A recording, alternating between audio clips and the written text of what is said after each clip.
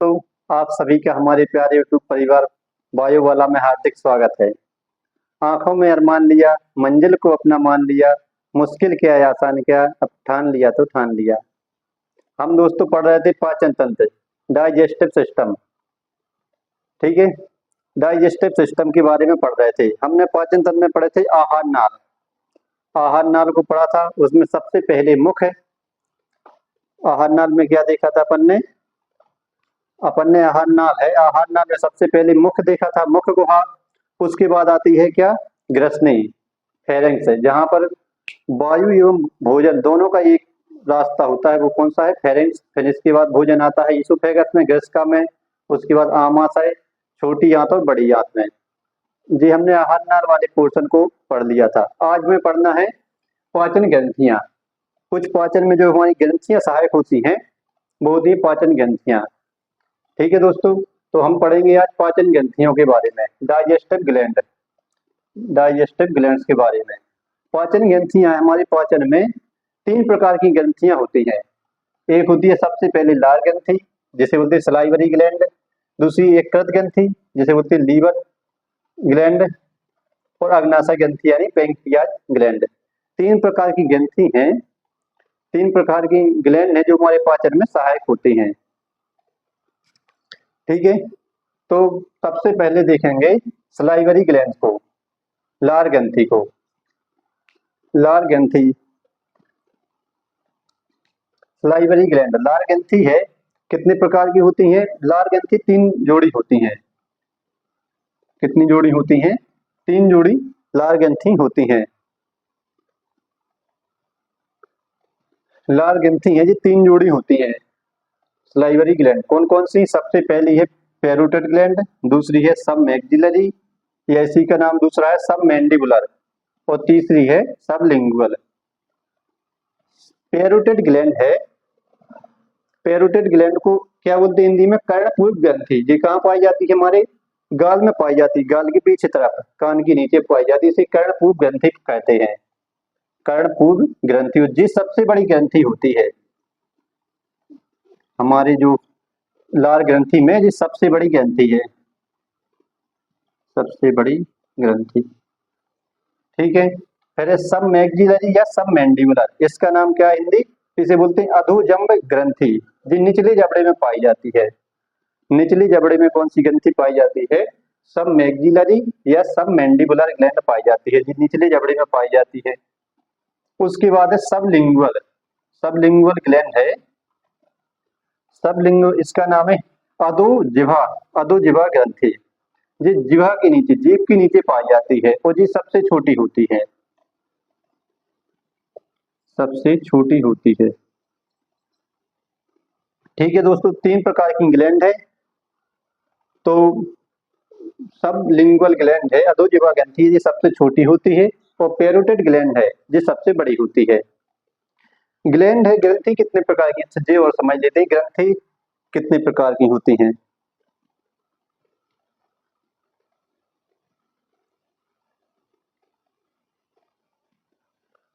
इधर पे अपन देख रहे हैं,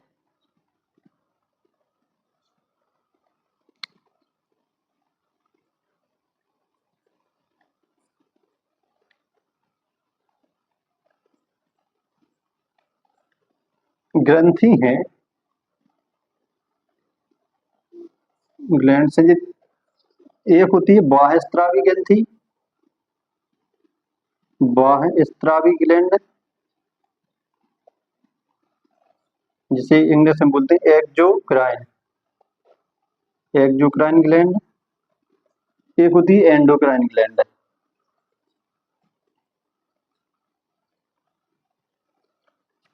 इसे बोलते हैं अंतःस्रावी ग्रंथि। बाह्यस्रावी ग्रंथि, ग्लैंड है हमारी ग्रंथि 2 प्रकार की होती है, एक होती है बाह्यस्रावी और एक होती है अंतःस्रावी। तो बाह्यस्रावी और अंतःस्रावी, बाह्यस्रावी कौन होती है? जो नलिका युक्त होती हैं। ये कैसी होती हैं? नलिका युक्त होती हैं, नलिका युक्त, यानी इनका जो सिक्रेशन है वो एक नलिका के माध्यम से आता है। और अंतःस्रावी है, जो नलिका विहीन होती है, ये अपना सिक्रेशन रक्त में मिलाकर भेजती हैं, नलिका युक्त। जी मेनली किसका सिक्रेशन करती है? एंजाइम का।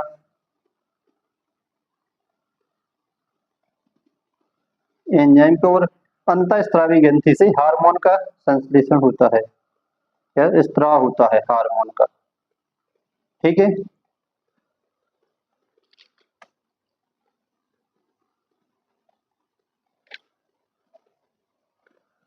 तो हमने देखा है ग्रंथियों के बारे में, दो प्रकार की ग्रंथि हैं, एक है बाह्यस्रावी ग्रंथि और एक है अंतःस्रावी ग्रंथि। बाह्यस्रावी ग्रंथि को क्या कहते हैं? एक्सोक्राइन ग्लैंड, और अंतःस्रावी को कहते हैं एंडोक्राइन ग्लैंड। तो बाह्यस्रावी कैसी होती है? जो नलिका युक्त होती हैं उन्हें बाह्यस्रावी कहती हैं, इनसे मेनली एंजाइम का सिक्रेशन होता है। और अंतःस्रावी एक ग्रंथि है जी नलिका, सॉरी जी नलिका विहीन है, जी नलिका युक्त है, जे है नलिका विहीन, नलिका विहीन ग्रंथि है, इनसे हार्मोन का सिक्रेशन होता है। ठीक है। तो ये है ग्रंथि। एक होती है मिश्रित ग्रंथि। एक कौन सी ग्लैंड होती है? मिश्रित ग्रंथि। तो मिश्रित ग्रंथि में कौन आता है? अग्नाशय। अग्नाशय है जी दोनों ग्रंथियों की तरह कार्य करती है, यानी बाह्यस्रावी और अंतःस्रावी दोनों की तरह कार्य करती है, इसलिए इसे मिश्रित मिश्रित ग्रंथि कहते हैं। ठीक है। तो इसे आप नोट कर लें एक बार।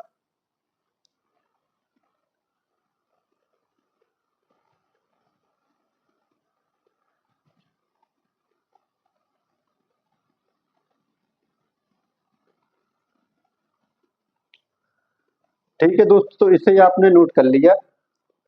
अब इसका लार का पीएच कितना होता है? लार का पीएच है जी 6.8 होता है, यानी अम्लीय होता है,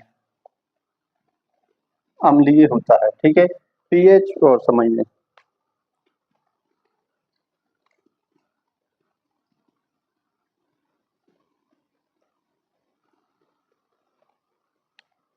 पीएच क्या है? पीएच एक स्केल होता है जिसे सोरेनसन नामक वैज्ञानिक ने दिया था। किसने दिया था? सोरेनसन।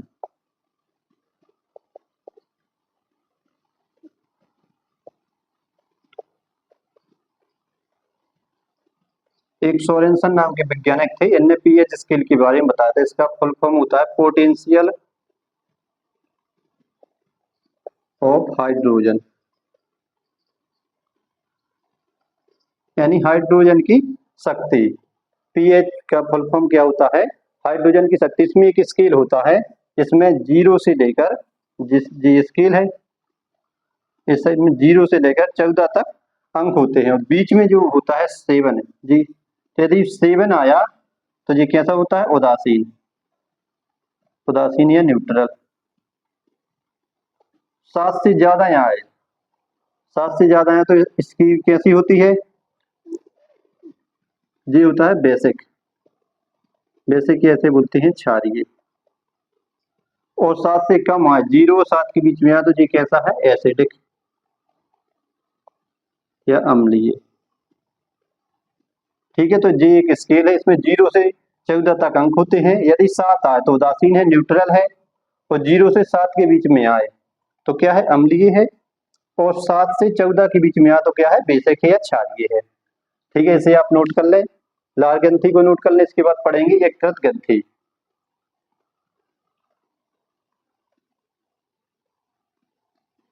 और लार से जो जो एंजाइम सिक्रेशन होते हैं वो अपन आगे पाचन में पढ़ेंगे, भोजन के अवशोषण में पढ़ेंगे कि लार से कौन से एंजाइम होते हैं। इसे आप अभी इतना नोट कर लें।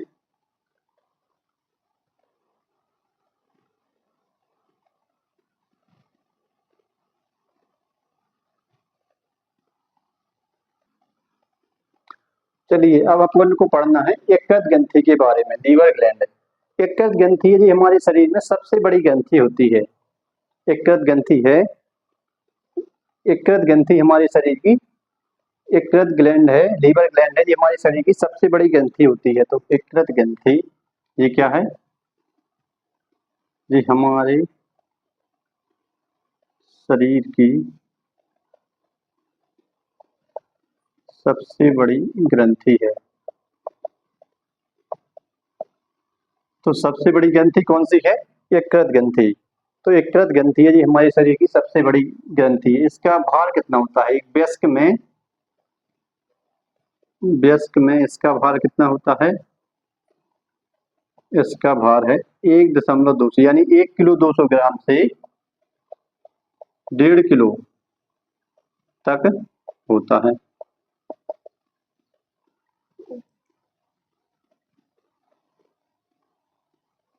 ठीक है, इसका भार कितना होता है? 1.2 से 1.5 किलोग्राम तक होता है, किलोग्राम होता है। ठीक है, अब इसकी स्थिति देखते हैं कहाँ पर स्थित होती है। तो डायफ्राम के नीचे, जी अपना डायफ्राम है, तो डायफ्राम के नीचे बाईं तरफ, डायफ्राम के नीचे बाईं तरफ स्थित होती है। तो कहाँ होती है जी? डायफ्राम के ठीक नीचे, सॉरी दाईं तरफ, डायफ्राम के दाईं तरफ, ठीक नीचे दाईं तरफ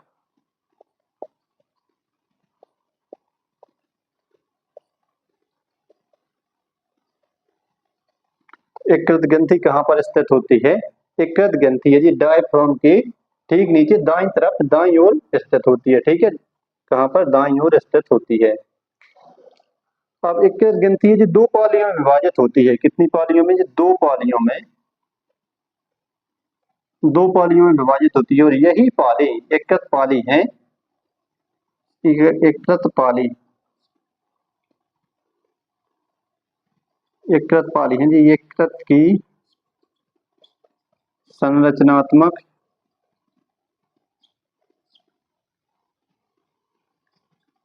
एवं क्रियात्मक इकाई होती है। क्रियात्मक,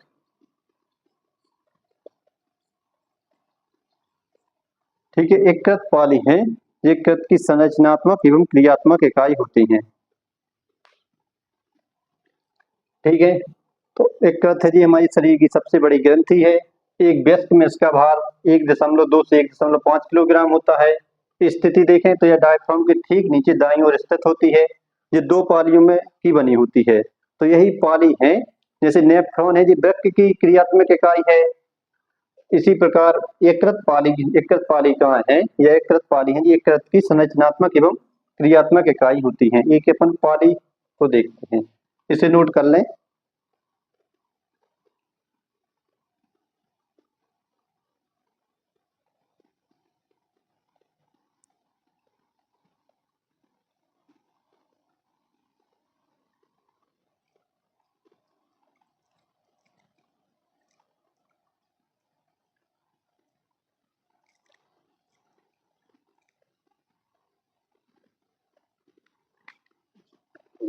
ये है एक यकृत पाली। ठीक है, जे क्या होती है? यकृत रज्जु होते हैं, छोटे छोटे यकृत कोशिका हैं, ये रज्जु के रूप में स्थित होती हैं।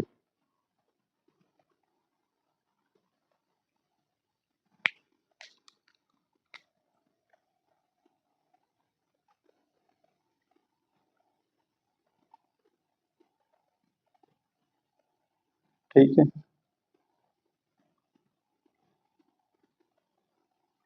इसकी बाहरी सतह को क्या कहते हैं? इसे बोलते हैं गिल्सन्स कैप्सूल।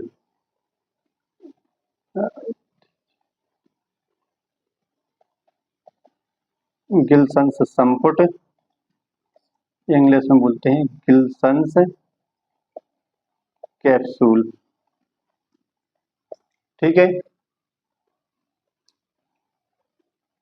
इसके बीच में क्या पाई जाती है? पुप्पर की कोशिकाएं होती हैं जी, ये यकृत कोशिकाएं हैं जी, इसमें इस तरह से विभाजित होती हैं इसके चारों तरफ।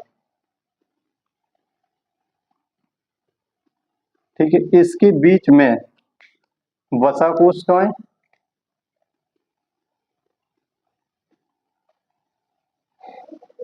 ये क्या होती हैं? वसा कोशिकाएं।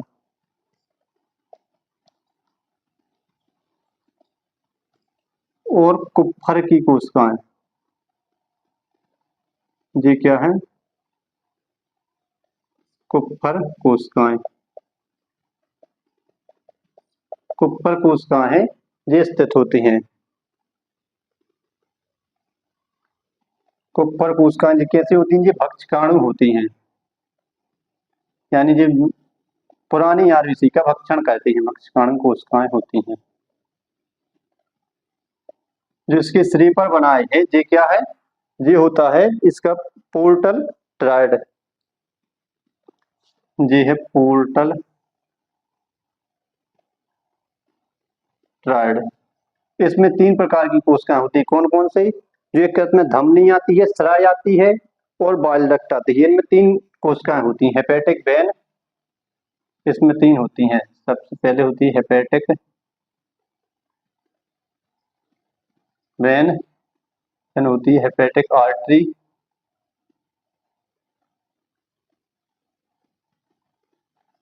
और हेपेटिक बाइल डक्ट।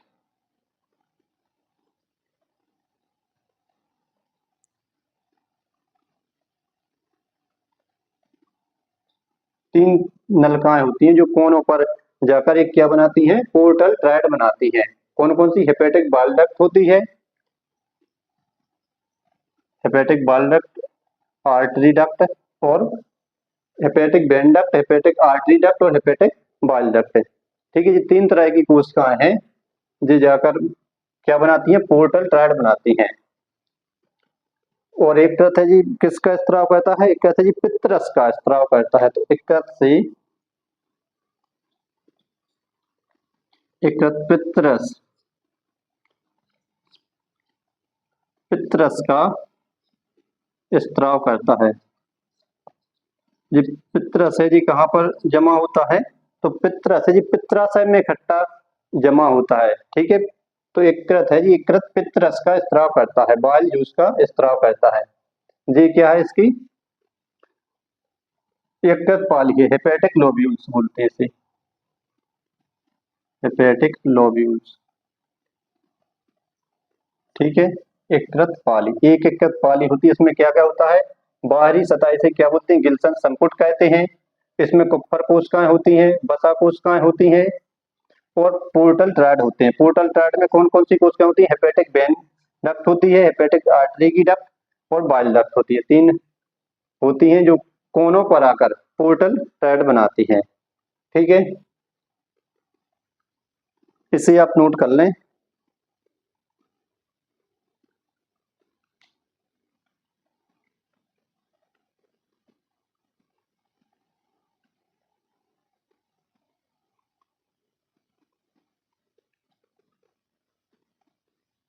और इसके बीच जो खाली जगह होती है, इस खाली जगह को क्या कहते हैं?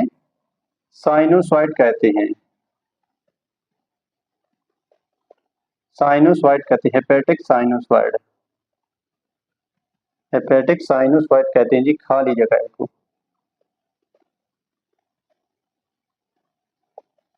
खाली जगह को क्या कहते हैं? हेपेटिक साइनोसॉइड कहते हैं।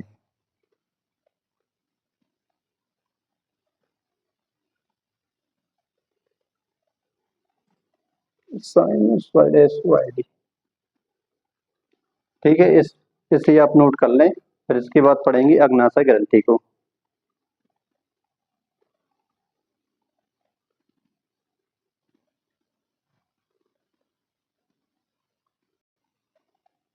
चलिए, इसे आपने नोट कर लिया है, अब पढ़ेंगे अग्नाशय ग्रंथि को।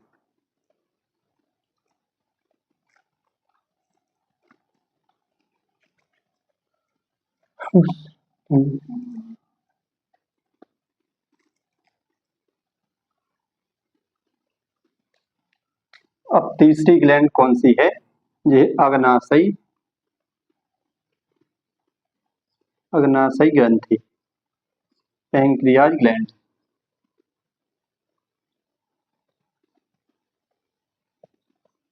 पैंक्रियाज ग्लैंड, ठीक है, अग्नाशय ग्रंथि को पढ़ेंगे। अग्नाशय ग्रंथि है, यह एक कैसी ग्रंथि होती है? अच्छा, यह दूसरी सबसे बड़ी ग्रंथि है, पहले ये देखें, दूसरी सबसे बड़ी ग्लैंड है, दूसरी सबसे बड़ी ग्रंथि है। यह एक मिश्रित ग्रंथि होती है, मिश्रित ग्रंथि। कैसी ग्रंथि है? यह एक मिश्रित ग्रंथि है। अग्नाशय एक कैसी ग्रंथि है? मिश्रित ग्रंथि है, क्योंकि यह अंतःस्त्रावी और बाह्यस्त्रावी दोनों की तरह कार्य करती है, क्योंकि यह अंतःस्त्रावी व बाह्यस्त्रावी दोनों की तरह कार्य करती है। यह अंतःस्त्रावी और बाह्यस्त्रावी दोनों की तरह कार्य करती है, इसलिए इसे क्या कहते हैं, मिश्रित ग्रंथि कहते हैं। ठीक है, और क्या इसकी आकृति कैसी होती है, तो इसकी आकृति है ये पत्तीनुमा होती है, पत्तीनुमा संरचना होती है।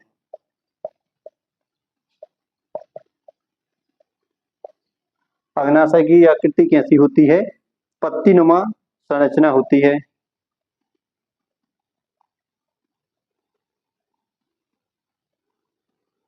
ठीक है, इसके बाह्यस्त्रावी भाग से क्या स्त्राव होता है, बाह्यस्त्रावी भाग,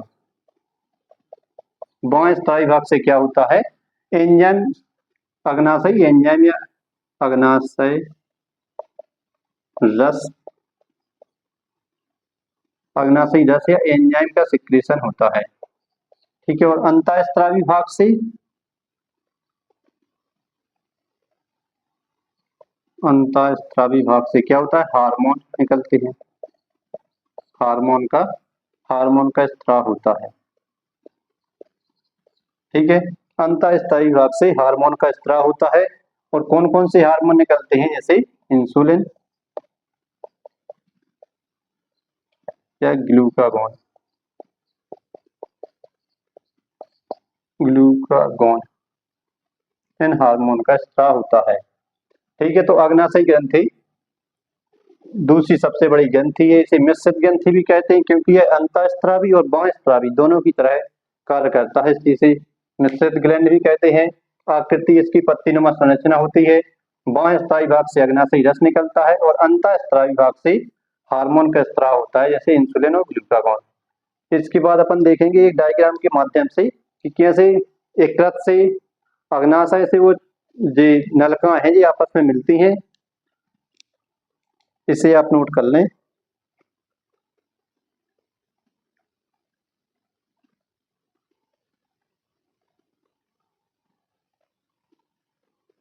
ठीक है,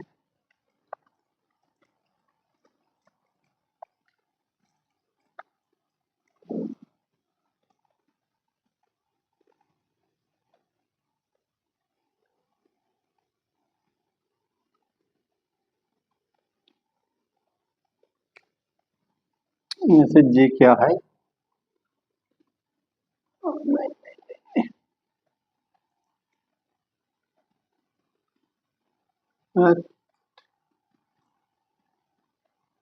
ये है हमारा जैसे एक रथ। ठीक है, इसमें ये दो पाली होती है, ये क्या है, एक रथ। ये कौन सी है, राइट हेपेटिक डक्ट, राइट, और ये है लेफ्ट हेपेटिक डक्ट। तो राइट हेपेटिक डक्ट यानी दाई एककटीय नलिका, इसे हिंदी में बोलते हैं दाई एककटीय नलिका। तो इस राइट हेपेटिक डक्ट के नीचे क्या होता है, यहाँ पर पित्राशय होता है। ठीक है, ये क्या है, पित्राशय। ठीक है, ये क्या होता है, पित्राशय। अब पित्राशय से एक नलिका निकलती है, इसे क्या कहते हैं, एक पित्राशय से नलिका निकलेगी। तो जी लेफ्ट हेपेटिक डक्ट और राइट हेपेटिक डक्ट है, जी दोनों मिलकर क्या बनाती है, ये दोनों मिलकर बनाएंगी राइट, राइट हेपेटिक डक्ट और लेफ्ट हेपेटिक डक्ट है जी, आगे दोनों मिलकर क्या, जी बनाएंगी common hepatic duct, common hepatic duct बनाएंगे। ठीक है, उसके बाद जी पित्राशय से एक नलिका निकलती है, इसे क्या कहते हैं? सिस्टिक नलिका, सिस्टिक डक्ट। ठीक, सिस्टिक नलिका निकलती है, ठीक है। एक दो पाली होती है इसके, तो एक होता है लेफ्ट हेपेटिक डक्ट, एक शाखा जाती है, एक जाती है राइट में, तो इसे बोलते हैं राइट हेपेटिक डक्ट। ये दोनों मिलकर क्या बनाती है? सामान्य एकत्रीय नलिका, सामान्य एकत्रीय नलिका, सामान्य एकत्रीय नलिका। अब सामान्य जी नीचे क्या पाया जाता है? राइट हेपेटिक डक्ट के नीचे पाया जाता है पित्राशय, जो पित्ररस का स्टोरेज करता है। तो पित्राशय से कौन सी नलिका निकलती है? इसे कहते हैं सिस्टिक डक्ट कहते हैं, ठीक है। इसे क्या कहते हैं? सिस्टिक डक्ट कहते हैं। अब ये पित्राशय नलिका है, ये कॉमन हेपेटिक डक्ट के साथ मिलकर ये आगे क्या बनाती है? कॉमन, इसका नाम है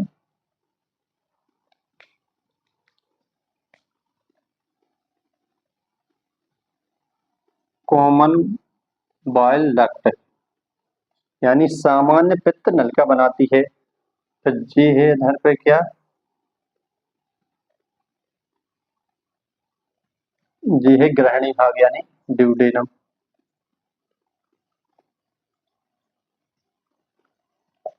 जी क्या है? छोटी आंत का ग्रहणी भाग है। इधर से एक संरचना निकलती है, पत्ती नुमा संरचना, इसे क्या कहते हैं? जी क्या है? अग्नाशय।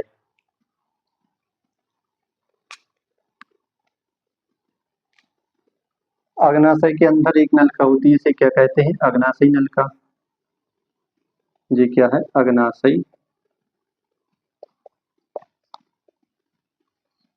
अग्नाशयी नलिका।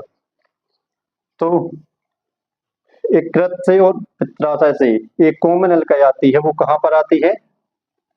इसकी अग्नाशयी के धड़ पर जुड़ती, ठीक है। कॉमन बाइल डक्ट आती है, वो अग्नाशयी नलिका से जुड़ती है। जी है अग्नाशय। क्या है जी? अग्नाशय, ठीक है।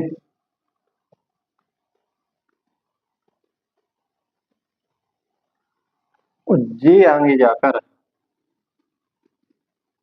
जी इसमें जुड़ती है, तो जे इधर पर क्या बनेगी? Common hepatic, hepato, common hepato pancreatic duct,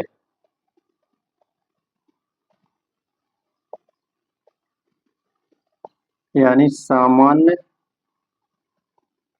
यकृत अग्नाशयी नलिका, ठीक है। तो जे आगे जाकर क्या कहती है? इसे क्या बनाती है? सामान्य यकृत अग्नाशयी नलिका। अब जो ये सामान्य यकृत अग्नाशयी नलिका जी कहाँ पर खुलती है? ये ग्रहणी भाग में खुलती है। तो ग्रहणी भाग में जी इसका से फूला हुआ भाग होता है थोड़ी, तो इसे क्या कहते हैं?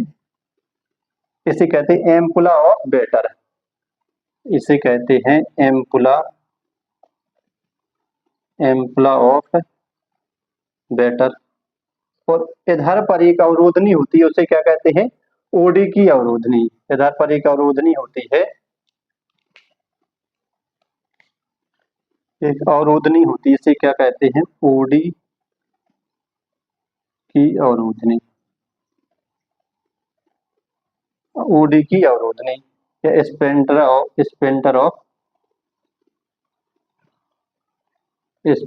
ऑफ ओडी, ठीक है।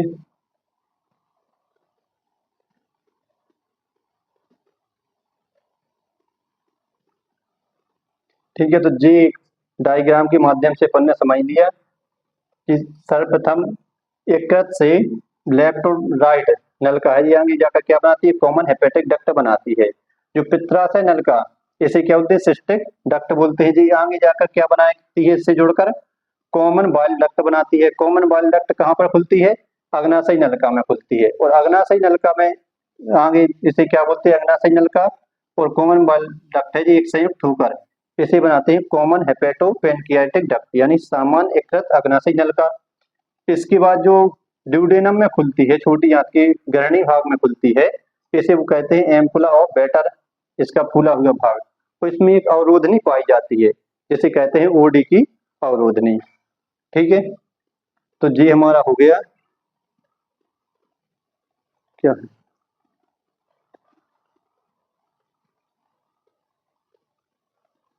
ठीक है। तो ये अपना डायग्राम हो गया यकृत, पित्राशय और अग्नाशय। अग्नाशय का वाहिनी तंत्र, ठीक है, ये हो गया यकृत, पित्राशय और अग्नाशय का वाहिनी तंत्र। अब अपन नेक्स्ट देखेंगे भोजन का पाचन। भोजन का पाचन कैसे होता है, कैसे इसमें एंजाइम मिलते हैं और कहाँ पर भोजन का पाचन होता है। ठीक है दोस्तों, इसे आप नोट कर लें, अच्छे से डायग्राम बना लें।